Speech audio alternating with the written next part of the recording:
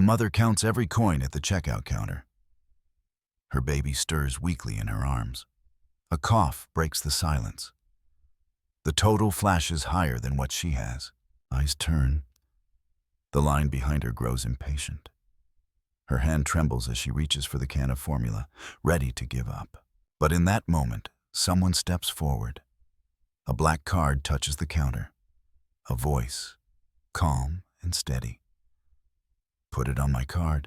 That single act of kindness sets off a chain of events, one that will test pride, reveal betray, and change the course of 3 lives forever. The bell above the convenience store door jingled weakly as Rachel Moore stepped inside. Her coat was soaked through, the thin hood clinging to her hair. Chicago's winter rain had a way of seeping straight into the bones. The store smelled faintly of coffee, floor cleaner, and damp cardboard. Fluorescent lights buzzed overhead, too bright, too harsh. Rachel adjusted the baby in her arms, rocking gently as she made her way to the aisle she knew by heart. Emily coughed again, a rasping, wet sound that made Rachel's chest tighten. The baby's cheeks were flushed, damp wisps of hair sticking to her forehead. Every step Rachel took was calculated, steady, soothing, even while her own pulse raced. She stopped at the shelf lined with formula cans. Dozens of brands in neat rows, colors shouting promises of comfort, nutrients, easy digestion. Her hand moved without hesitation to the one she couldn't afford to compromise on Soothe Care Premium. The pediatrician had insisted this was the only one Emily's stomach could tolerate. After 3 nights of vomiting, crying, and a rash that left her raw, Rachel had made up her mind. Whatever it cost, she would buy it. She hugged the can close to her chest, shifted Emily higher on her shoulder, and walked toward the counter. Her boots squeaked against the linoleum, water dripping from the hems of her jeans. Her free hand fumbled inside her pocket, fingers brushing against the cold weight of coins. At the register, she exhaled slowly, trying to steady herself. She set the can down and began lining up the coins one by one. Quarters first, then dimes, then nickels, then the last 2 pennies she had scraped from the couch cushions that morning. The cashier, a round-faced woman in her 50s, pushed her glasses up the bridge of her nose. She scanned the can, punched a few buttons, and the screen lit up. $34.75. Rachel counted again under her breath. She knew the total was higher than she'd expected, but she kept hoping maybe her math had been wrong. Her pile came to $29.63. She looked up, lips parting. Her throat tightened around the words she couldn't quite form. Emily whimpered, as if echoing the sound she couldn't make. The cashier leaned forward slightly, her tone kind, not condescending. Price went up last week? You're about $5 short? Her eyes flicked to the baby in Rachel's arms and softened further. Rachel felt the weight of the line pressing in behind her. A man shifted impatiently, tapping his foot. A teenage girl popped her gum, the snap echoing in the quiet. Her pride wanted her to grab the can and walk away. She'd done it before, left shelves full, told herself they'd manage somehow.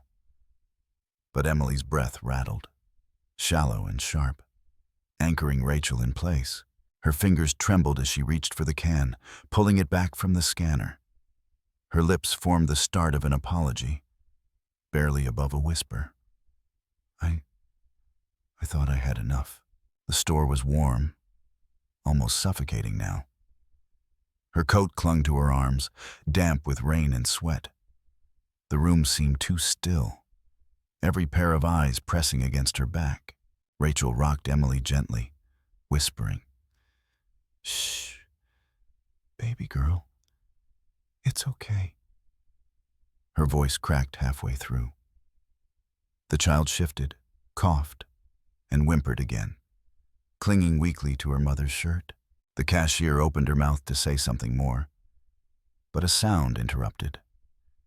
The quiet shuffle of shoes on linoleum, a presence stepping forward from the line. Rachel stiffened before she saw him. A tall man in a charcoal wool coat, polished shoes gleaming against the sticky floor. He moved with the calm assurance of someone used to taking up space without asking. He didn't clear his throat. He didn't look around for permission. He simply reached into his coat pocket, pulled out a sleek black credit card, and laid it on the counter. His voice was low, even, certain. Put it on my card. Nothing more. No explanation. No flourish. The cashier froze, eyes flicking from the man to Rachel. The line behind them went quiet, the air shifting like a held breath. Even the gum-popping teenagers stopped mid-chew. Rachel blinked at him, startled. Her exhaustion made the moment blur, like she was standing outside herself watching. She tightened her grip on Emily, pulling the baby closer. "I don't want your pity," she muttered, harsher than she intended. Her pride, raw and frayed, bristled at the intrusion. It was the only shield she had left. The man met her gaze without flinching. "It's not pity," he said simply. "It's just kindness. And tonight, you look like you could use some." Something about his tone landed heavier than reassurance. It wasn't laced with judgment or condescension. It was flat, steady, like stating a fact. The cashier cleared her throat, almost relieved. "That'll be $34.75, she murmured, swiping the card. The machine beeped, approved, printed out the receipt. The man picked up the small white bag, then turned toward Rachel. He extended it to her, his expression calm, unbothered. No smile, no expectation, just finality. Rachel hesitated. Her pride screamed to refuse, but Emily's whimper broke through again. Her arms sagged, her body drained, and she took the bag. "Thank you," she whispered, voice barely audible. The words felt foreign on her tongue, heavy with exhaustion. The man only nodded once, a simple acknowledgement. Then he reached into his coat pocket again. This time, he pulled out a small plush keychain, a faded wooden horse, frayed at the mane. He knelt slightly, leveling his gaze with Emily. "This helped my niece once," he said softly. "She was scared of the dark after her mom passed.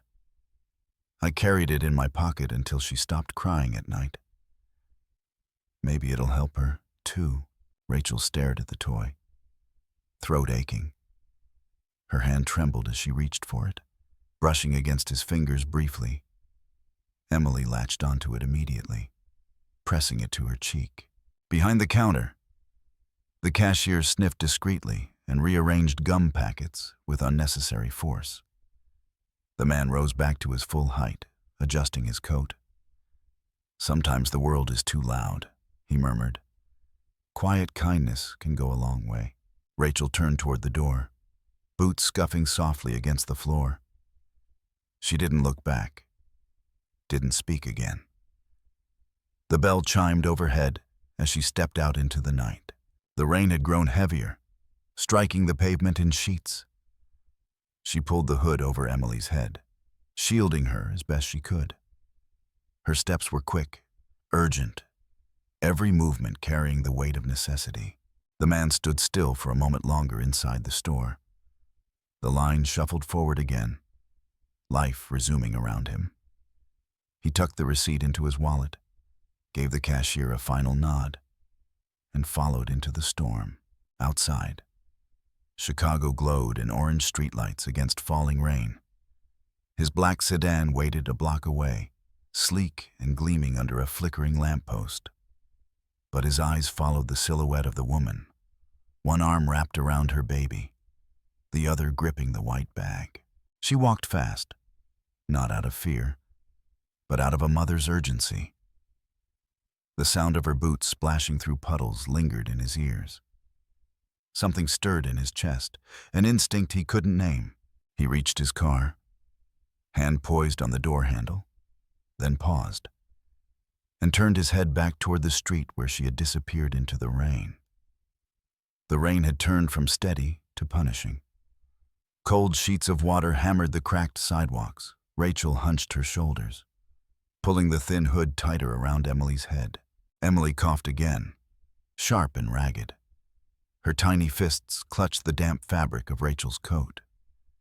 Each cough rattled through Rachel's chest like an alarm she couldn't silence. The city glowed in blurred halos of streetlights. Car horns echoed faintly, muffled by the storm. Rachel's boots slapped against puddles, the weight of the white bag swinging at her side. Her arms ached from holding Emily so close. Every step grew heavier, her breath shallow. But she pressed forward, whispering soothing nonsense to the feverish child. The hum of an engine rose behind her. Headlights cut through the curtain of rain, slowing as they approached. A black sedan rolled to the curb, window gliding down. Christopher Hale sat behind the wheel, face lit faintly by the dashboard glow. He didn't raise his voice, didn't gesture wildly. He spoke evenly, like the rain wasn't drowning out the world. "You shouldn't be out here with a sick baby. Let me drive you to the hospital." Rachel froze, heart hammering. The rain dripped from her lashes, blurring her vision. She shifted Emily higher, protective instinct bristling. Why, she asked, not accusing, just exhausted. Christopher kept both hands on the steering wheel. His tone remained steady. "Because she needs help. And because I don't want to regret not offering." Another cough racked Emily's body, so harsh it bent her tiny frame. Rachel's jaw clenched. The decision was no longer hers. She tugged the door handle and slid into the seat, still cradling her daughter tight. The warmth hit her immediately. Leather and faint cologne, mixed with the damp scent of rain. The windshield wipers swished rhythmically, slicing arcs of water away. Christopher didn't speak for the first few blocks. His focus stayed on the road, eyes sharp through the storm. Rachel rocked Emily in her arms, whispering soft words half meant for herself. Finally, his voice broke the silence. "What's your name, Rachel Moore?" she answered, brushing wet hair from her cheek. Her voice was barely above a murmur. His head turned slightly, recognition flashing across his expression. "You worked at Halewood, didn't you?" Rachel blinked, startled. "You remember I do," he said. "You were nominated for the Elevate program 2 years ago. Then one day, you were gone." She let out a dry, humorless laugh. "Yeah, that sounds about right." Her fingers stroked Emily's damp hair as she added quietly, "I didn't mean to disappear. I just didn't know how to stay." Christopher didn't push. He kept driving, steady and quiet. The storm outside thrashed, but inside the car was muted, cocooned. Rachel's voice cracked as she continued. "My husband left when I was 6 months pregnant. Said he wasn't ready to be a father. I tried to keep working, but childcare, rent, bills, everything spiraled." The car slowed at a red light. Rain drummed hard on the roof. Her gaze stayed fixed on the blurred city through the glass. "I couldn't walk into a boardroom when I couldn't even put food on the table." Christopher's knuckles tightened slightly on the wheel. He didn't say, "I'm sorry." He didn't say, "I understand." He just nodded. The kind of nod that meant he heard her. Nothing more, nothing less. The hospital came into view, glowing white against the dark. Rachel's shoulders sagged with relief as he pulled into the covered entrance. He put the car in park, climbed out, and came around to open her door. She adjusted Emily against her chest, stepping into the fluorescent-lit lobby. The warmth was overwhelming after the freezing rain. Nurses moved with calm precision, voices low, machines humming. Within minutes, Emily was wrapped in a hospital blanket. Her skin was flushed, her breath rattling softly. The doctor, young and serious, pressed a stethoscope to her chest. "Early pneumonia," he said. "We'll monitor her for a few hours. She'll need antibiotics and rest, but she'll be okay." Rachel sagged into a plastic chair in the pediatric wing. Her whole body trembled, drained of every reserve. Emily lay in her arms, bundled tightly, eyes closed. For the first time in days, the baby's coughing softened to weak whimpers. She hadn't noticed Christopher was still there until she looked up. He sat on the bench opposite her, tie loosened, coat draped across the back of the chair. His gaze wasn't on his phone, or the clock, or the door. It was on Emily. Quiet. Patient. "You didn't have to stay," Rachel whispered, eyes heavy. "I know," Christopher replied with a shrug. Her exhaustion tugged her down. Her eyelids fluttered closed. Body surrendering to sleep, she could no longer fight. When she woke, the world had shifted. The lights in the ward were dimmer. The hum of machines filled the silence like a lullaby. Emily was still in her arms, breathing more evenly. A thin blanket covered Rachel's legs, something she didn't remember pulling up. She stirred, frowning, and felt a crinkle in her pocket. Confused, she reached in and pulled out a folded slip of paper. Her chest tightened. It was a hospital payment receipt, paid in full. Her eyes lifted, scanning the hallway. Christopher sat just outside the room, sipping a hospital coffee. When he saw her stir, he stood and stepped quietly inside. "You paid?" she asked, voice hoarse. He nodded once. It wasn't much. "You've got enough on your plate." She opened her mouth to protest, but words failed. He rubbed the back of his neck, exhaling. "I didn't do it to offend you, Rachel. I've just been here before.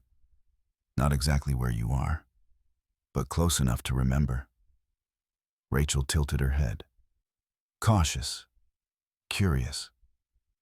His gaze shifted to the floor. "My sister. She was a single mom, too. Worked 2 jobs. No support. I kept saying I'd visit more, help more, send money. But work always came first." He paused, swallowing hard. "I was too late." She ignored the signs until it was too far gone. Pneumonia. She passed 5 years ago. Her daughter was 4. Rachel's breath caught. Her eyes dropped to Emily, sleeping soundly against her chest. Her fingers traced the soft edge of the hospital blanket. Christopher's voice was low, rough at the edges. "I made a lot of excuses back then, about being busy, about how life just gets in the way. Tonight, I didn't want to make another one." Silence stretched between them, thick but gentle. Rachel's defenses, worn down by exhaustion, began to falter. For the first time in days, she let herself meet his eyes, really meet them. "I'm sorry about your sister," she whispered. Christopher offered a small nod. "Thank you." He lowered himself slightly, resting one hand on the back of the chair. His other hand hovered near her shoulder. Not bold, not invasive, just close enough to ask permission without words. Rachel didn't flinch. She didn't pull away. Instead, she exhaled slowly, letting the weight of the moment settle. "Thank you for staying," she murmured. His answer was almost a whisper. Of course. In that dim hospital room, under humming fluorescent lights, a woman who had forgotten what safety felt like sat beside a man who refused to look away again. It wasn't a beginning. Not yet. But it was no longer just survival. It was something more. Morning broke gray over Chicago. The rain had passed, but the streets still glistened with puddles, shining like mirrors beneath the pale sky. Rachel stood by the narrow window of her apartment, Emily asleep against her shoulder, her small breaths even at last. Her phone buzzed quietly in her palm. The text screen blinked back at her, words typed but unsent. "Thank you for everything. I don't think I could have made it through last night without you." She stared at it for a long time, thumb hovering. Finally, she hit send, her chest tightening with the weight of vulnerability. The message disappeared, delivered into the silence between them. Across town, high above the skyline, Christopher Hale leaned back in his office chair. The glow of his laptop lit his face in the early dawn. When her message appeared, his jaw eased, the tension in his shoulders loosening almost imperceptibly. He let the words linger in front of him. Not pity, not desperation, just honesty. He set the phone down carefully, as if it mattered more than the countless deals stacked on his desk. The silence didn't last. He opened a secure portal on his laptop, the internal candidate review system of Halewood Global. He had a full day of executive interviews ahead, final rounds for positions that carried weight both inside and outside the company. Scrolling through, one file caught his eye. The resume was immaculate, polished within an inch of perfection. The name Brandon Ellis. Christopher narrowed his gaze, scanning each line. Brandon's file listed experience as a senior campaign director, leadership in multiple outreach initiatives, and most notably full authorship of Project Dawnlight. The project was one of Halewood's proudest successes, an outreach program that had changed the company's community reputation years ago. Christopher's pulse slowed. He remembered Dawnlight well, not because of Brandon Ellis, but because of a young manager who had once stood out for her grit and creativity. Rachel Moore. Her name had been on every draft, every strategy note, every late-night report that crossed his desk back then. There had been no Brandon. He double-checked the archives. Every document pointed back to her. Emails, planning sheets, team logs, all bearing her signature. Yet Brandon's resume left no space for her existence. It painted him as the sole architect. Worse, it positioned him for a leadership seat inside Halewood. One step from wielding real influence. Christopher leaned back, jaw tightening. This wasn't just dishonesty. It was theft. Plain and deliberate. His eyes flicked to the attached press release. Halewood finalist Brandon Ellis, recently engaged to Sophia Grant, daughter of Hart Capital's chairman. The words burned. Hart Capital wasn't just any investor. They were one of Halewood's largest financial backers. The marriage wasn't simply personal, it was strategic, binding Brandon to influence that could shape the company's future.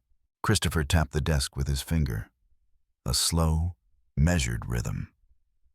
If Brandon rose on this lie, it wouldn't just bury Rachel. It would expose Halewood itself to a scandal it couldn't afford. His mind went back to the woman in the hospital room, exhausted, holding her daughter, whispering through her tears, but refusing to collapse. The thought of her being erased again stirred something heavier than anger. He closed the laptop with quiet finality. The decision came as naturally as breathing. Rachel deserved to know. The cafe was small, tucked between two bookstores, the kind of place where conversations stayed private. Rain still clung to the awning, dripping steadily onto the sidewalk. Inside, the smell of espresso lingered with the faint hum of soft jazz. Rachel arrived bundled in her coat, her hair pulled back, dark circles under her eyes. Emily was home with a neighbor for the first time in days.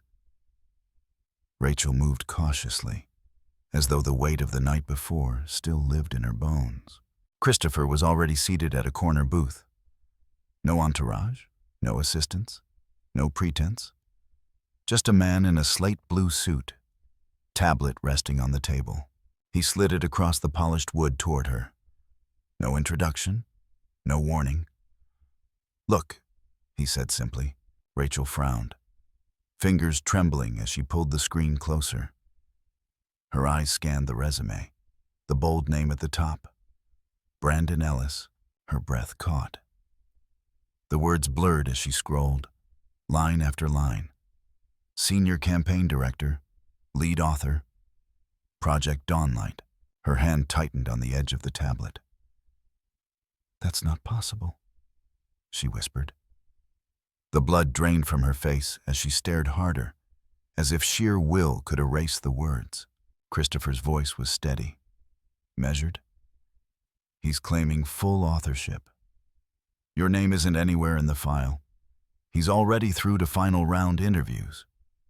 He leaned forward slightly.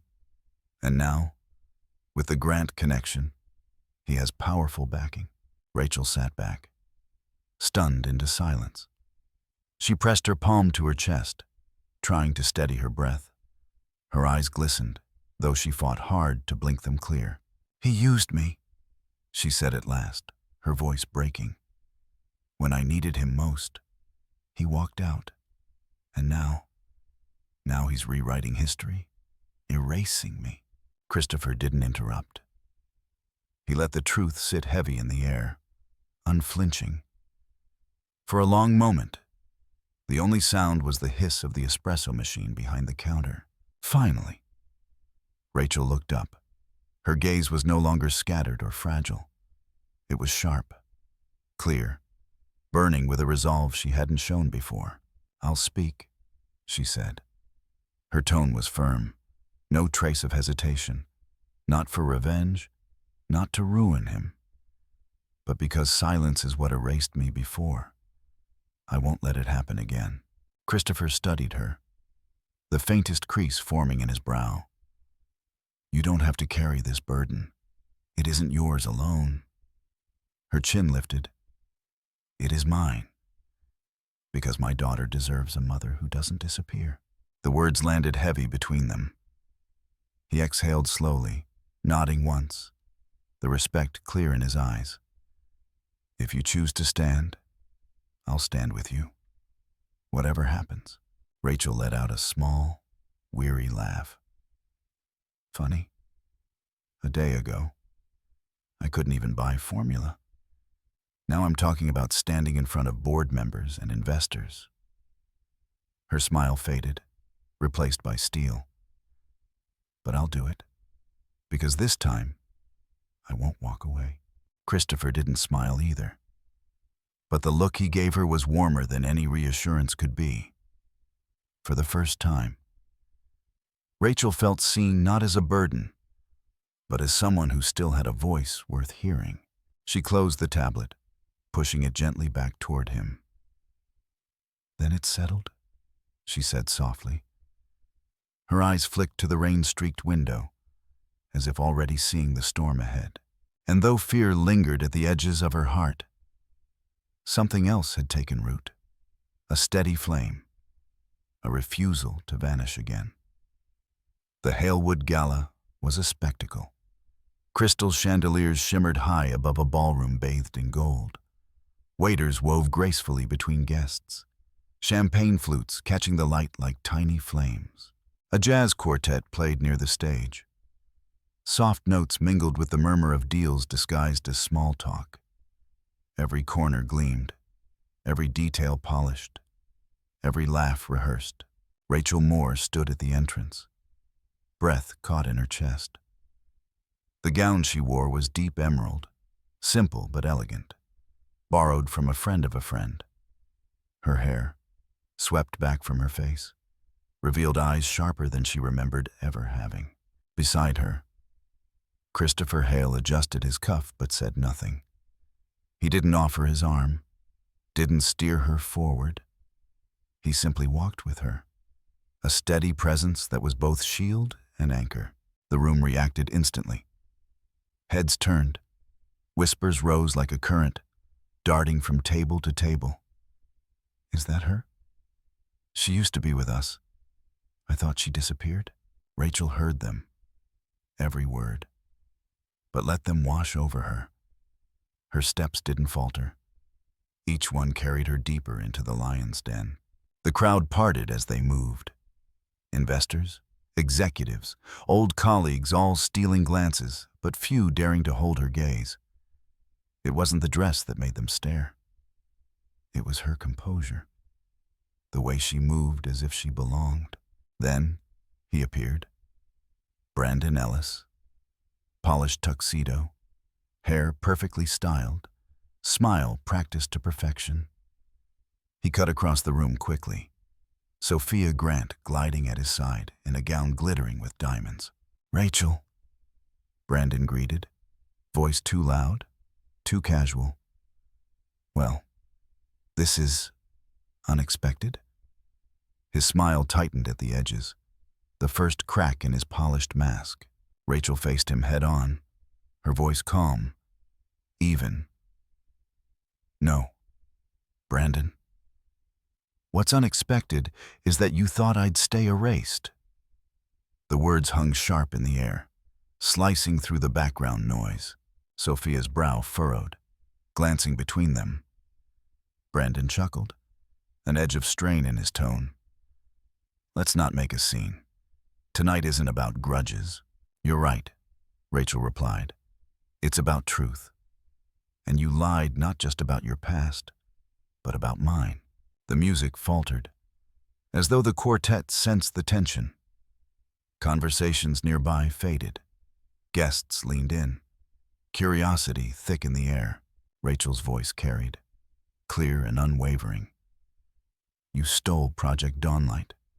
Work I built, nights I lost sleep for, ideas I poured myself into. You took it, put your name where mine should be, and pretended I never existed." Brandon's smile faltered completely now. "That's not fair. You were part of the team." "I led Nobum." Rachel cut in. "You led nothing. You just took what you thought no one would notice when I was gone." Her gaze shifted deliberately to Sophia.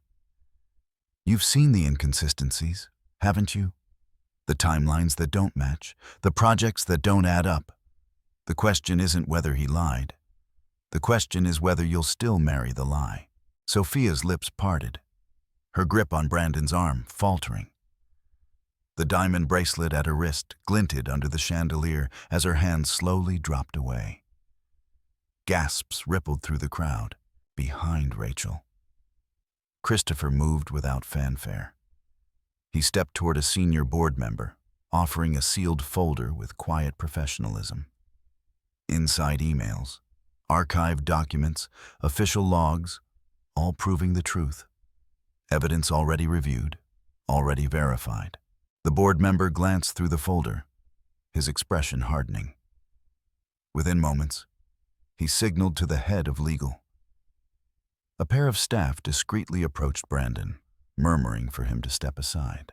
The transformation was swift. One moment Brandon stood tall, commanding the center of the room. The next, he was being escorted toward the edge of the ballroom. Sophia no longer by his side. Her eyes were fixed firmly on the floor, distance already between them. Rachel didn't gloat.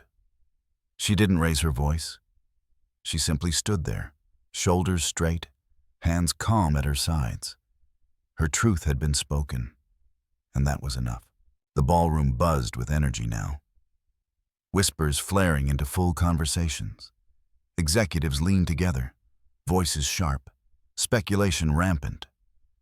But Rachel blocked it out. Her focus stayed steady, her breathing controlled. Christopher leaned closer, voice low enough for only her to hear. "You didn't just reclaim your name. You reminded them what it still means." Rachel turned her head, a small smile breaking across her lips for the first time that night. "It feels good," she admitted softly. "Not to be angry, just free." Christopher gave a single nod, quiet pride in his expression. He didn't need to say more.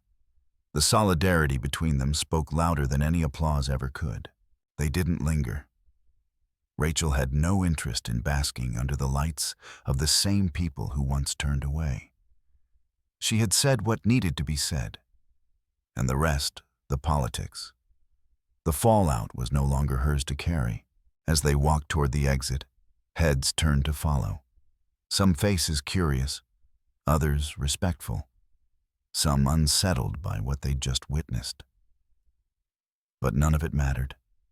Rachel's steps were lighter now, as if a chain had slipped quietly from her shoulders. The night air outside was cold, sharp with the scent of rain. She drew in a deep breath, the kind that reached all the way down to her lungs.